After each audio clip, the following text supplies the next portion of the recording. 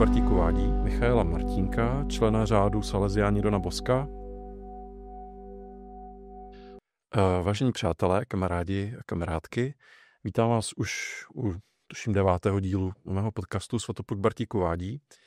A dneska uvádím mého, už by se dalo říct, pradávného kamaráda a katolického kněze Michaela Martínka, člena řádu Salesiáni Dona Bosca, což je řád, který se ponejvíce stará o dospívající mládež, ale jak možná uvidíte, tak asi nejenom. A chtěl bych s ním otevřít témata, která podle mě v posledních letech jakoby definujou pohled veřejnosti na církev, ale i pohled některých církevních představitelů na svět, na veřejnost.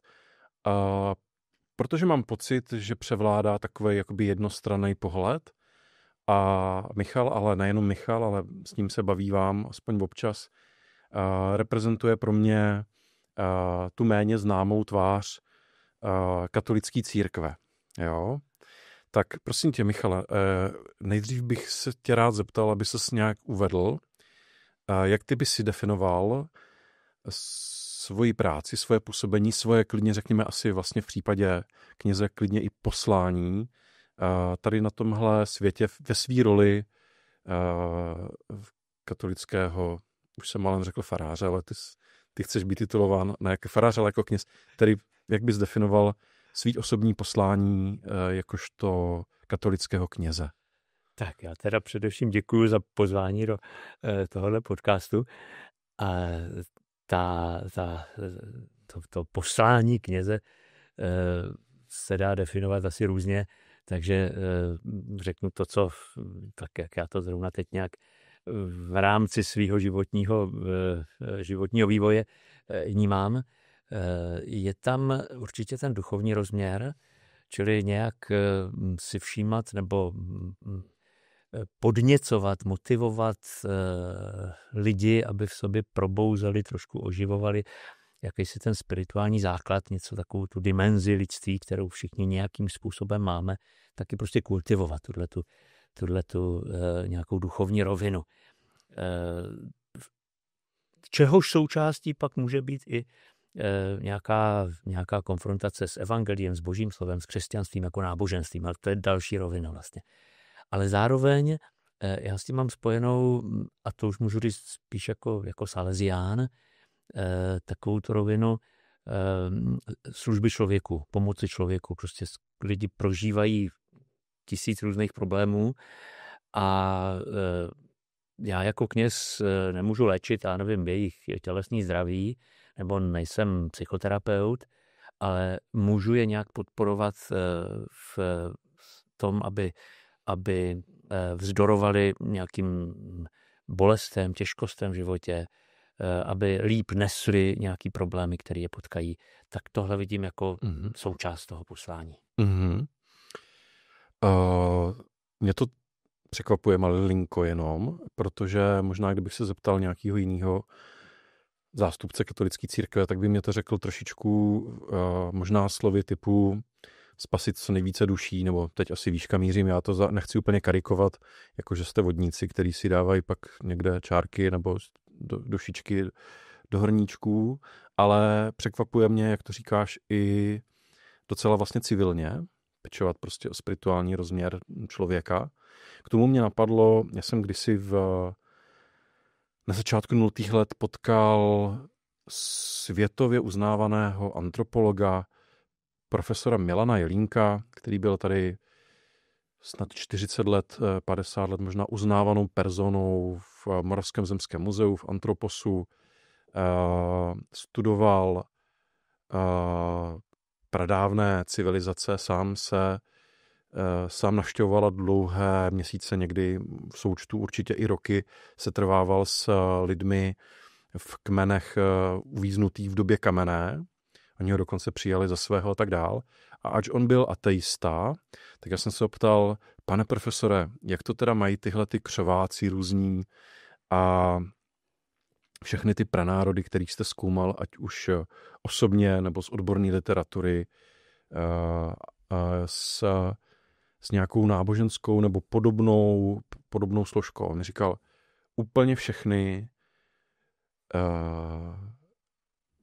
společenstva, kmeny, civilizace, který jsem měl možnost zkoumat z blízka nebo z dálky, měli velmi silný spirituální rozměr. A teď jako neřešíme jakýho druhu, ale prostě měli to tam jako silně. Jo? A to mě fakt říkal jako ateista. Takže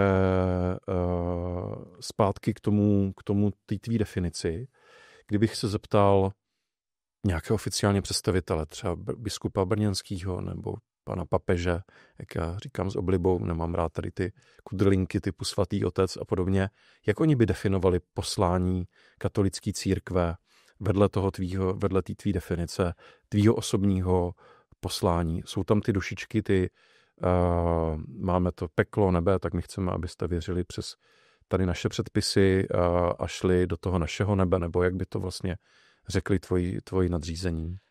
Já myslím, že nemůžu mluvit za ně.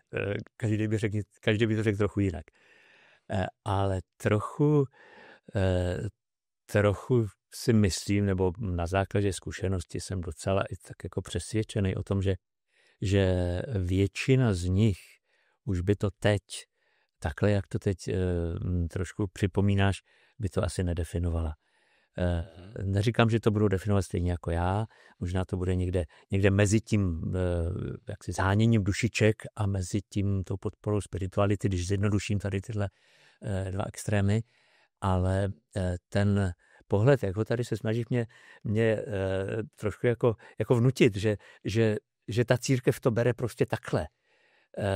Já si myslím dneska, že už ani většina církve, ani těch hlav té církvi, to až takhle jak si na to honění těch dušiček, že to nemají. Jo, to je i v té církvi prostě jde ten vývoj dál. Že to takhle vnímá velká část toho necírkevního světa, kteří dovnitř nevidí a vidí to jenom přes ty nějaký mediální výstupy nějakých hierarchů, to bohužel asi tak je. Ale ta realita církve, myslím si dneska už opravdu ve většině, prostě taková není. Já osobně, to, co říkám a tak, jak já to vnímám, tak, jak se tady o tom bavíme, tak to prožívám z 95% lidma a křesťanskýma prostředníma, ve kterých se vyskytuju. Jo? Já se zblízka osobně, přestože žiju v podstatě přímo v té církvi a angažuju se v té církvi, tak tady tohleto dneska už řekněme překonaný vnímání té víry nebo toho kněžství jako sbírání, hledání těch dušiček, to se s tím v podstatě už vůbec nesetkávám přímo. Neříkám, že to není, ale já se s tím nesetkávám osobně. Jo, no já si pamatuju ještě nedávno za předchozího papeže, který umřel vlastně letos, když on řekl nebo naznačil, že jít do nebe nebo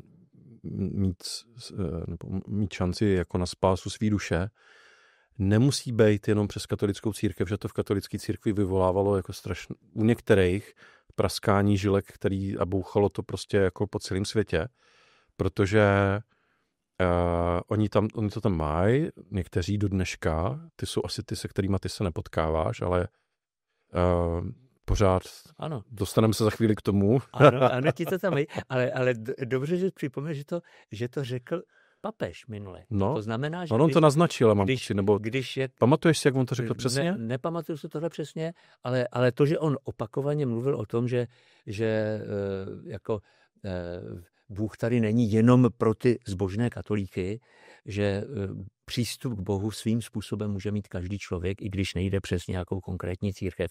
To on říkal jako opakovaně.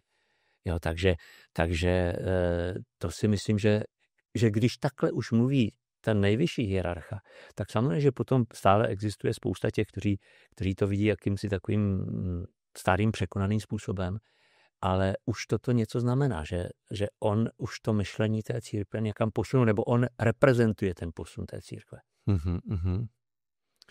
Mně do toho napadla ještě úplně otázka jakoby odinut. Je Bůh žena nebo muž? Teda muž nebo žena? Podle tebe. No Bůh je buď obojí, nebo ani jedno, ani druhý. No, tak jako, takže je nebinární. No jasně, to bych vůbec neřešil otázku Boha jako Bůh je aspoň v tom pojetí křesťanském, v pojetí filozofie západní, Bůh je vnímán jako duch, který nemá pohlaví. Jo. OK. Dobře. Sorry za odbočku. Jenom nevím, proč mě to blesklo hlavou. Pojďme dál. Pojďme dál, protože to, jak ty se díváš na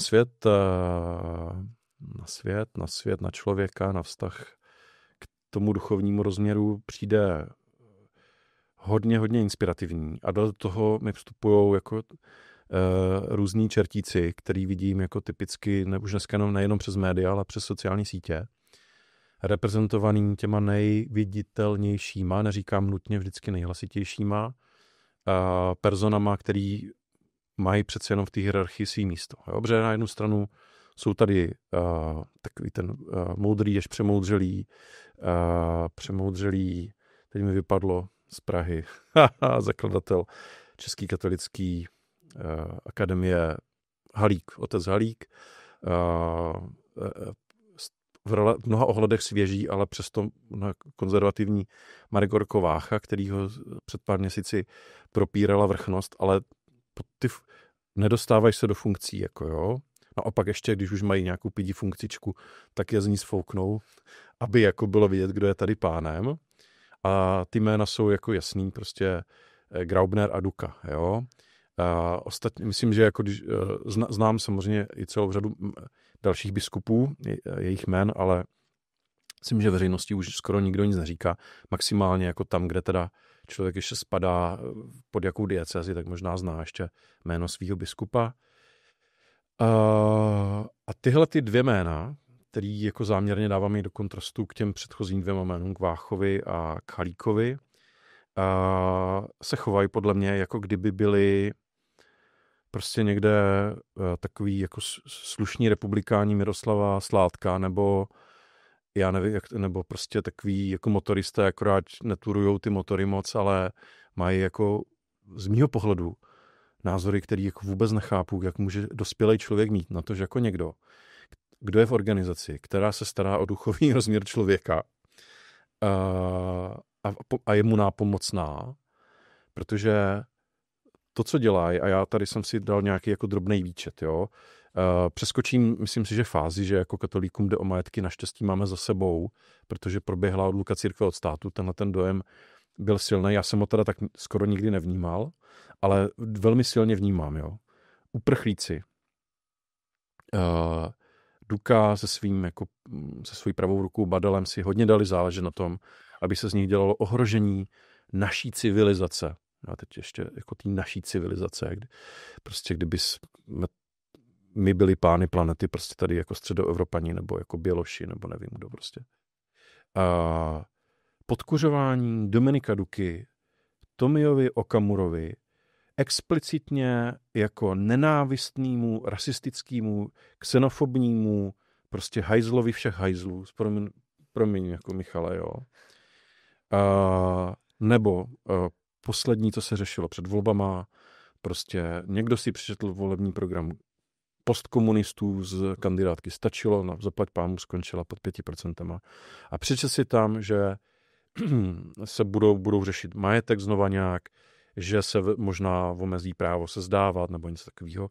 Až teprve se sáhlo katolíkům na tyhle ty nějaký jako věci, které jsou v pořádku, jsou důležitý pro vás, tak se ozvou, ale jako k Okamurovi, který tady řádí prostě 12 let, prostě nejenže se mlčí prostě, ale jako se nechá Duka ještě jako prakticky bez korekce od České biskupské konference, od Graubnera, prostě mu lézt do zadku, jo. No a samozřejmě poslední jako kapitola, která mě taky pije krev, možná vlastně z toho plyne, teď si uvědomuju, tam je otázka na to, jestli Bůh je muž nebo žena. Prostě jak se mají k sobě lidi chovat ve svém soukromí, když jako se mají rádi a jsou prostě cítějí se být navzájem partneři. Jakože pro Boha prostě jako 18. století, nebo co to jako máme, jo. A tak se tě chci zeptat, jak tenhle ten komplex jako témat, který jsem tady nastolil, promiň za takovou jako šířku, vnímáš ty, jak to vnímají tví kolegové, klidně řekněme kámoši, kněží nebo i faráři určitě, protože vy se o tom nemůžete nebavit, nemůžete z toho nemít jako nějaký dojem. Akorát teprve ve chvíli, kdy my se jako potkáme, jdeme na pivo nebo na kafe, tak se o tom bavíme a já se dozvím jako tvoji pozici.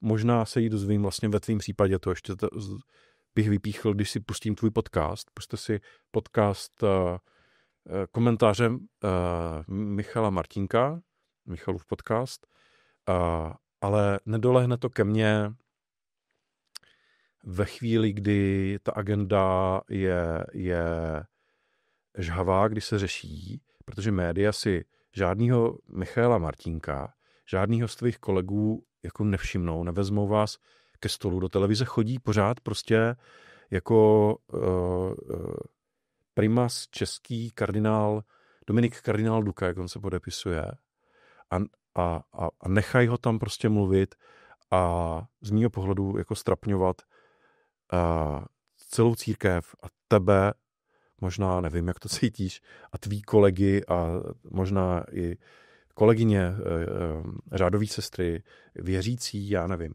Tak promiň tady, vidíš, že mě to pije krev. Pověz mě k tomu, jak to vnímáš, jako celý tohleto ty. A pak se tě budu samozřejmě ptát, co s tím uděláte. Jako.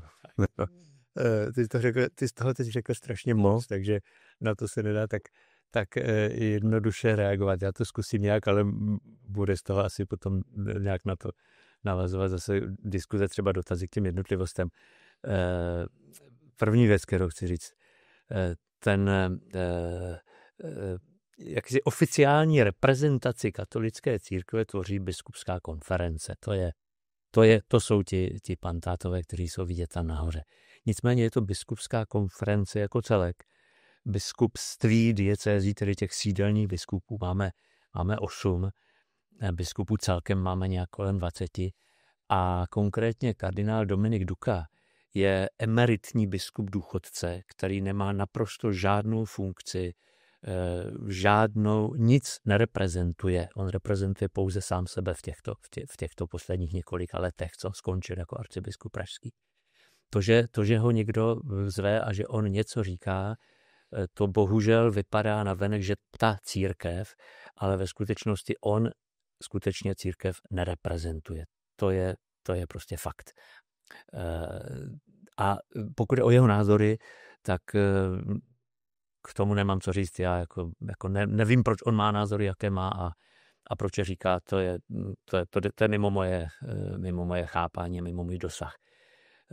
Jiná věc je, že mluví, nebo se v tom politicko-mediálním diskurzu objevuje arcibiskup Graubner, který není teda kardinál, ale byl dlouho arcibiskupem v Olomouci, teď je v Praze. To je jediný arcibiskup z těch 20?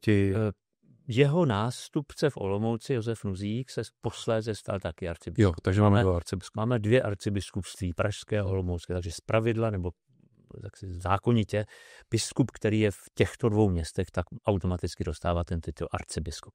Čili teď ho má pražský arcibiskup Graubner a olomoucký Nuzík. Nicméně ani Graubner není tím oficiálním mluvčím katolické církve. Tím je předseda biskupské konference, který je volený mezi všemi těmi biskupy a tím je v současné době právě ten olomoucký Nuzík. Takže pokud někdo má mluvit opravdu oficiálně za církev, tak by to měl být olomoucký arcibiskup Nuzík. A proč se teda Nuzík nemluví? Nebo já aspoň neslyším? To se neptej mě. Ale já se tě ptám. Já nevím. Protože jakási zvyklost je taková, že i když tím předsedou biskupské konference nemusí být zrovna může, ale nemusí být zrovna pražský arcibiskup, tak protože je v Praze, tak jak si tím nejviditelnějším a tím mediálně nejznámějším, to tak je. Ale k tomu ještě chci říct další věc. Generace biskupů se postupně obměňuje. Na rozdíl od běžných funkcí, jak v politice, tak v biznisu často biskupové mají velmi dlouhé funkční období. Nebo nemají stanoveno žádné, mají stanovený pouze rok věku 75, kdy jsou povinni požádat papeže o důchod, o zproštění funkce. To znamená, když se dostane biskupem v 45, tak tam bude sedět 30 let. Což se děje konkrétně právě v případě arcibiskupa Graubnera, bylo to v případě i dalších. Takže Graubner a Duka ještě v téhle chvíli patří k posledním biskupům té generace, která nastupovala těsně po přelomu režimu po roce 1989. Mezitím už ve všech dalších diecezích byli nominováni další biskupové a jejich názory zdaleka nejsou tak jaksi konzervativní, jak to tady před chvilkou prezentoval. Tím neříkám, že všichni ti biskupové mají názory nějací liberální, to určitě ne. Ale je tam pluralita názorová. Mezi současnými biskupy na jedné straně toho spektra jsou ti, o kterých mluvíme jmenovitě, ti, kteří jsou nejvíc vidět. Na druhé straně toho spektra, ty, kteří bych řekl, že jsou mnohem víc liberální, bude určitě biskup plzeňský Tomáš Holub, biskup brněnský Pavel Konzbul, do jisté míry biskup litoměřický Stanislav Přibyl. No a pak ti ostatní bych řekl, že jsou tak někde názorově, někde v rámci toho celého spektra. Jo. Takže tohle to je, pokud jde o biskupskou konferenci. Není to tak, že by katoličtí hierarchové prostě měli ty názory, které tady před chvilku prezentoval. To mají opravdu... Má jenom jeden z nich. To má jenom jeden z nich. Někteří další jsou k tomu hodně bývalý jako bývalá jednička. Ano. Kardinál. V současné době důchodce. Ale ti další mohou být některých těch názorů hodně blízko a v jiných názorech můžou být daleko, třeba tady tomu. Dobře, a co na to teda jako říkají ti jejich, to bude blbý slovo, podřízení, no prostě řadoví kněží, řadoví faráři, mezi který ty se počítáš, bohužel biskupa už z tebe neudělají asi, nebo třeba jo, uvidíme, ale bavíte se o tom a něco to s váma jako dělá, protože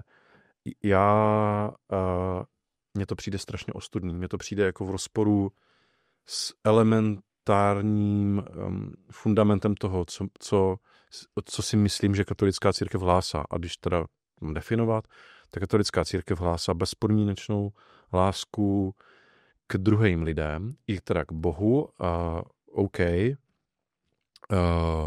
ale jako mějme se rádi, neubližujme si, jasně, ale buďme shovívavý, buďme tolerantní, buďme laskaví, snažíme se druhý pochopit, když to prostě mají jako jinak. A mně přijde, že to ticho kolem Graubnera a Duky jako by říkalo, my s tím nemáme problém. A to ticho je teda ta Česká biskupská konference, která se skoro nikdy k ničemu nevyjadřuje. S výjimkou stačilo, kdy to bylo oficiální stanovisko jejich stálé rady vydaný oficiálně na webu, takže vnímám to jako, že Česká biskupská konference řekla na majetky a na práva se zdávat lidí i za stát, ale v kostele se štolou vmotanou kolem rukou, na to nám nesahejte.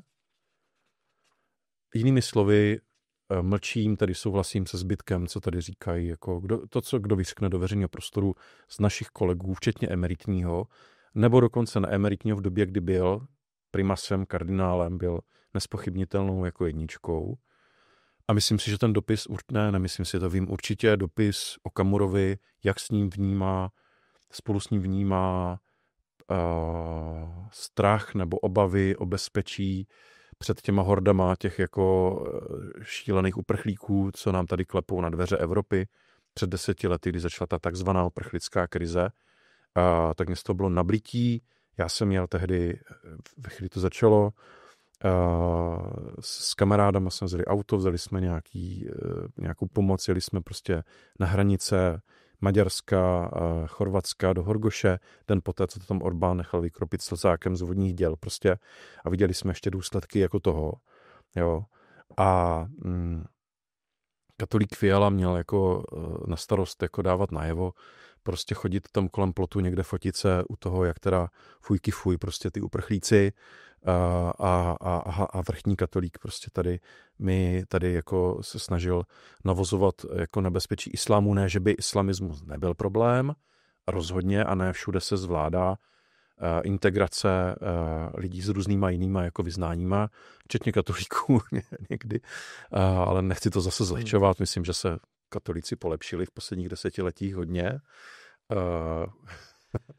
ale kde je pozice, tam se tě na to myslím, že už po třetí, tvých kamarádů farářů, tvých kamarádů kněží, tvých kamarádů jiných dalších duchovních, jak vy to vnímáte, pokud můžeš mluvit za sebe nebo i za ně, když se s nimi o tom bavila. Jo. Já bych řekl, že je to trošku analogie toho, co jsem říkal o tom biskupském sboru. Jo? Tam je prostě ta pluralita názorů a že je mnohem víc slyšet ten názor extrémně konzervativní mezi těmi biskupy. To je bohužel pravda. To je jednak proto, že ti jeho zastánci prostě mluví velmi nahlas, ale zároveň samozřejmě taky, že ti, kteří mají názor jiný, případně opačný a takový mezi biskupy jsou, tak jsou potichu. A to zase už moc na to neumím odpovědět, proč. Nevím. Jediný, co asi vím, nebo tuším, když se s některýma těma biskupa bavím a znám se s nima, tak říkají, no to víš, my přece jenom jako tam se snažíme jako držet takovou nějakou partu a vycházet si vstříc, no a moc jako se mezi sebou nehádat. A když jde o nějaká zásadní rozhodnutí v té biskupské konferenci, tak o nich se prostě hlasuje. Tam nemá nikdo nějaké právo veta.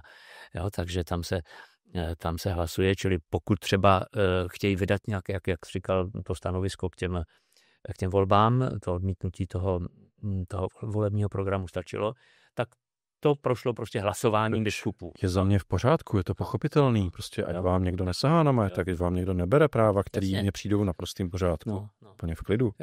Jo. No takže já jenom říkám, jaký je mechanismus fungování biskupské konference. Takže pokud někdo navrhoval, pojďme se vyhradit vůči politice, nenávistné politice SPD Tomia Okamury nebo některé jeho z předchozích stran, tak se to nedozvíme, protože prostě buď to nebylo ani navrženo, anebo to bylo navrženo, ale nebylo to prohlasováno nad poloviční většinou. Tohle to je možný. Ty věci se nezveřejňují tady. To je v pořádku, jasně. Takže to nevíme. Jo? Druhá věc, když řeknu, že trošku jako analogicky, jenom v trošku posunuté míře bych viděl tu pozici kněží, že kněžstvo katolické sice vymírá velmi rychle, ale pořád je to řádově několik tisíc lidí, což je docela dost ještě. A to spektrum názorové mezi nimi je podobné jako mezi těmi biskupy. Dokonce bych řekl, jak aspoň já do toho vidím, nebo ty lidi osobně znám, že tam to rozšíření do těch extrémů je na obou stranách ještě větší než mezi biskupy. Jo? No je jich víc. Je jich víc a přece jenom tak si nemají tu mediální takovou ten vyhlas, takže sami mezi svými věřícími ve svých kostelích, kázáních a v osobních rozhovorech si říkají prostě, co chtějí, co mají na mysli a někdy jsou tam ty názory až pro mě děsivé, to tak vyloženě jako podporovatele třeba Putina, agrese a tak dál. Znám takové kněze osobně a na druhé straně jsou tam velmi liberální kněží, kteří by okamžitě jako zrušili nějakou církevní hierarchii, udělali by demokratickou církev, zavedli by svěcení žen na kněze a tak dále a nemají s tím problém. Jo, takže oba a celé to spektrum mezi těmi lidmi extrémy v tom kněžstvu je. Jo. Jelikož na to není žádný výzkum, tak fakt si netroufám tvrdit statisticky, kde to, kam se to u nás jaksi tlačí většinově. To, co si troufám říct, je, že určitě naprostá většina těch kněží, klasicky podle těch běžných sociologických zákonitostí, naprostá většina je někde uprostřed. Jo, nechtějí si to u té církve nějak jako pokazit, no tak jako říkají takové ty jaksi standardní katolické názory a zároveň se snaží vycházet lidem vstříc, dávat najevo nějakou otevřenost, pomáhat jim a tak dále. Jo? A pak můžu říct to, že, jak už jsem tady vlastně říkal, že s tou částí těch extrémně konzervativních já se osobně nesetkávám. Několik jich znám, ale vlastně nepřijdu s nimi téměř do kontaktu. Zatímco na druhé straně s těmi otevřenějšími, liberálnějšími i těmi jaksi silně liberálními se setkává velmi často, to je prostě moje prostředí, ve kterém žiju.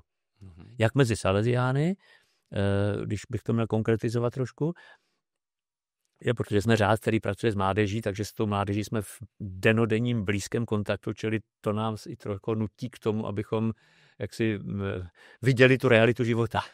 Bavit se s 20letýma lidma dneska a mít názory jako kardinál Duka to asi moc nejde ani.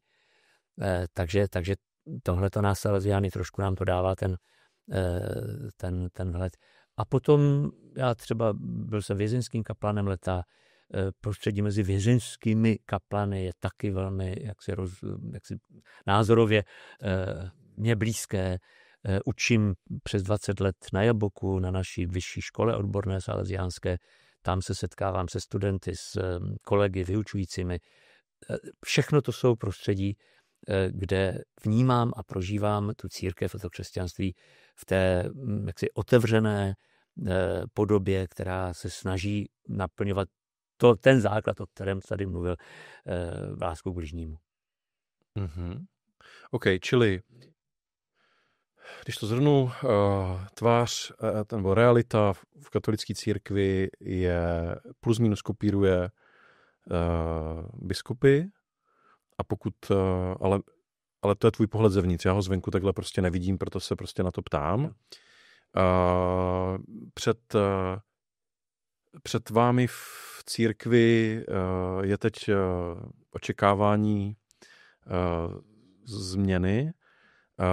Poté, co dosloužil nejprve Duka, tak byl nahrazen zjevně naprosto dočasně arcibiskupem Graubnerem, který už v podstatě měl být nahrazen a asi bude každým dnem, týdnem, měsícem, rokem, nedávám tomu víc než 10-20 let, svým nástupcem. Tahle agenda se řešila ještě před Velikonocemi, předtím, než zemřel minulý papež František. Shodou okolností šéfem ministerstva nebo úřadu v rámci Vatikánu pro jmenování těchto nejvyšších národních hlav církve je právě po něm zvolený současný papež Lev kolikrát? 14. Lev 14. strašných čísel. A zdá se, že se ten moloch teď nějak jako dává pomalu do pohybu. Ty jsi na svých sociálních sítích a ve svém podcastu zmiňoval jmenování 2 národních hlav církve, můžu to tak říct? Asi. Formálně to tak přesně není, protože ani jeden z nich není, pokud máme na mysli teda tu Varšavu a Vídeň. Ano, máme na mysli Varšavu a Vídeň. Není předsedou biskupské konference, ale jsou to biskupové hlavního města. Tak. V tomto smyslu ano. Takže kdo vlastně byl v posledních možná týdnech nebo měsících ve Varšavě a ve Vídni jmenován za biskupa? Arcibiskupa. Jsou to arcibiskupy. Co je to za lidi, jaký mají názory, hlavně v rovině těch témat, který jsem tady jako na začátku nastolil? Já ještě se vrátím jenom k tomu, čím začal teďka, tou Prahou, tím, že arcibiskup Graubner evidentně končí. Já podle informací, které mám velmi, velmi kusích, tak ten proces odhaduju na týdny, maximálně měsíce, než bude jmenován nový pražský arcibiskup, protože ten proces už skutečně jako je jaksi dlouhodobě, minimálně od letošního jara, protože arcibiskup Graubner tu žádost o důchod podává někdy v zimě, takže ten proces je v běhu. A jenom k tomu musím říct, což asi taky spousta lidí neví, aspoň zhruba, jak to probíhá. Vlastně rozhodující slovo v té nominaci biskupa na jakékoliv biskupské místo v rámci státu má apoštolský nuncius, vatikánský nuncius, který je velvyslancem vlastně Vatikánu v tom daném státě, což je v současné době Tadeus Okolo, u nás v Praze. Takže ten má za úkol vybrat v rámci toho státu jména 3 kněží, kteří by mohli být, kteří jsou navrženi na toho dotyčného, v tomto případě tady pražského arcibiskupa, ty navrhne té komisi ve Vatikánu, která to projedná a předloží papeži, který formálně má rozhodnout jednoho z těch 3, ale fakticky to rozhodnutí přijde, nebo ten návrh přijde už od toho nuncia a od té komise, která je ve Vatikánu. Což je jaksi proces standardní. Problém, já v něm vidím jeden naprosto zásadní, že neexistuje jasně stanoveno a veřejně není známo, jakým způsobem získává nuncius ty informace, jakým způsobem on nominuje ty 3 lidi. On se může ptát, pač to je cizinec, že on se ptá prostě, ale koho se ptá, jakým způsobem klade otázky, jakým způsobem získává ty odpovědi, od jaké skupiny lidí, to nikdo neví. Tady je to tajný dokonce. Je to tajný, ano. Tak nám to řekni, jak to teda... Když někdo... Když je to tajný, tak vám to nemůžu říkat, že? Ne, tajný Michale. je... Jasně, tajný je to, jestli jsem...